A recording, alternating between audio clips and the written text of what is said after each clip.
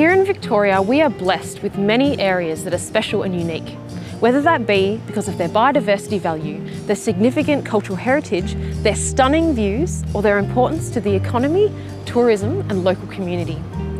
Since 2018, the Department of Environment, Land, Water and Planning looked at a selection of these special places with environmental and cultural significance and declared them as being distinctive. This declaration opened up funding to help protect and preserve these areas for future generations. The 4 areas chosen were Bass Coast, the Bellarine Peninsula, Macedon Ranges and the Surf Coast. Slap on some sunscreen and get on your hiking boots, and let's find out about just some of the projects funded under the Distinctive Areas and Landscapes Capital Grants Program.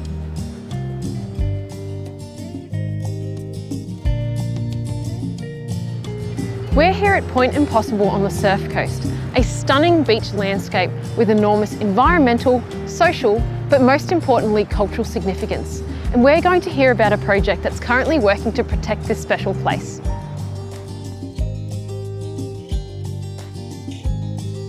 So Caleb, tell me a little bit about your project. So the Point Impossible Improvement Project has been set up as a way for Great Ocean Road Authority to partner with the traditional owners of this place, the Wadawurrung people, to protect this really special and important place. Areas like Point Impossible are under really increasing threat due to a range of pressures. Climate change is impacting on our coastlines and some of the cultural heritage artefacts are being eroded. And wild places like this are some of the last undeveloped places that we have on our coastline. What makes this area distinctive and why should we protect it? So this area has been special for a long time before Europeans arrived, and the Wadawurrung have told me that this is one of their most special places, and they've been gathering here for tens of thousands of years. There's amazing habitat for all sorts of different rare and endangered birds and other animals. I find it really rewarding to work with traditional owners. I also believe that we have a responsibility to protect these really special places and make sure that future generations can have those experiences that we got to enjoy as kids.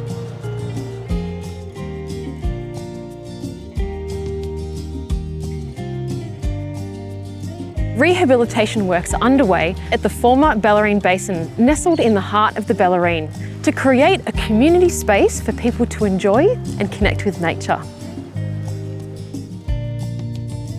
Tell me a little bit about your project. This project is about rehabilitating the former Bellarine Basin site and restoring the Yarram Creek, the community and visitors to enjoy. What's unique about this site is that we have some great wetlands and also bushland in the heart of the Bellarine. We were excited to work with the Wadawurrung traditional owners to name the park Merk Newbitch Yarram Yallock. In Wadawurrung language, it means headwaters of continuous flowing river. Over the past 18 months, it's been really exciting to see the changes over the site with the pines being removed and the native vegetation immediately starting to regenerate. And now with the construction commencing, with the dam walls removed and the recreation of the Yarram Creek, you can start to see the vision come alive. This has been a really exciting project to work on because it's something that we are providing for our future generations, and I'm actually really excited to bring my kids here in the future.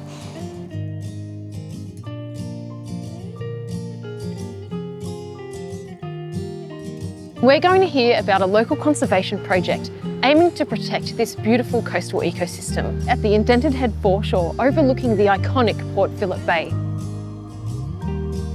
So Hayley, tell me a little bit about your Dull project. Our project was about focusing on a large, low quality, weedy area of the coastline and transforming that into a habitat linkage with increased plant diversity and habitat values for our local fauna. This stretch of beach is also a really important breeding ground for our local population of beach nesting red-cap plovers. So they require a stabilised beach system as well as some vegetation for the newly hatched chicks to hide under. Our continued program of replacing the seaweed grass, which can create erosion in this area, with the local hairy spinifex grass will actually protect this area from erosion events into the future. And it's also just overall increasing the beauty and amenity of the area so people can come in and enjoy this area and the lovely native plants that we've put in here. It's really important to continue protecting the environment here. We've got such little of it left and we have so many different significant habitats along here. The coastal salt marsh, the dune scrub, the headlands. So the more that we can do to protect it, the better.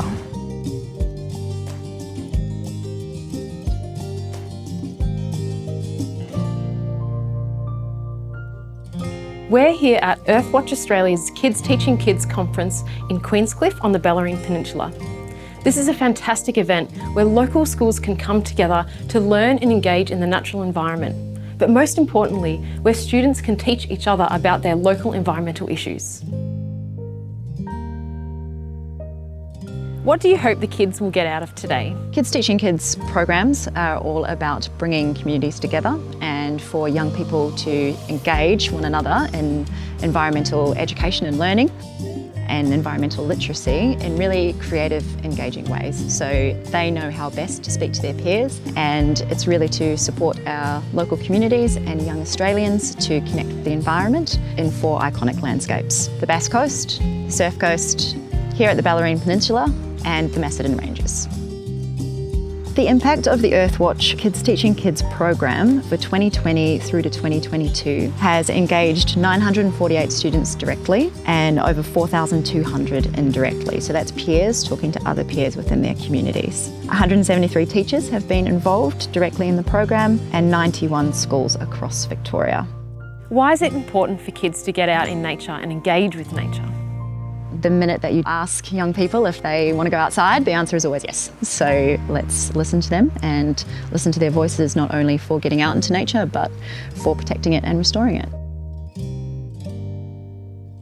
So tell me a little bit about what you've learnt today. Today we learnt how to make a birdhouse for all the native birds that live around our school. One of the birds that live around our school is a tawny frogmouth, and I'm hoping that it'll live in this box one day. In the other regions, including Bass Coast and the Macedon Ranges, projects to educate, enhance experiences and protect natural assets have been underway with great success. One such project in the Macedon Ranges is the upgrade and improvement of Harbinson's picnic area. With funding from the DAL, Parks Victoria have improved all abilities access, upgraded interpretive signage, created a small loop walk, constructed a large shelter featuring an all abilities barbecue and picnic tables, benches and seating. These works would not have been possible without funding from the DAL and showcase just how important it is that anybody, no matter their ability, can access these special places out in nature. Across all 4 regions, from Bass Coast, the Bellarine Peninsula, Macedon Ranges and the Surf Coast Shire, there are many projects occurring, all to help protect our significant places. In this video, we've seen a snapshot of just some of the amazing projects, and we've found out what they've achieved, why their projects are important, and what makes these places special. We are so lucky to have these distinctive and special landscapes, but they need protecting. And programs like the DAL are so important in our journey to care for country.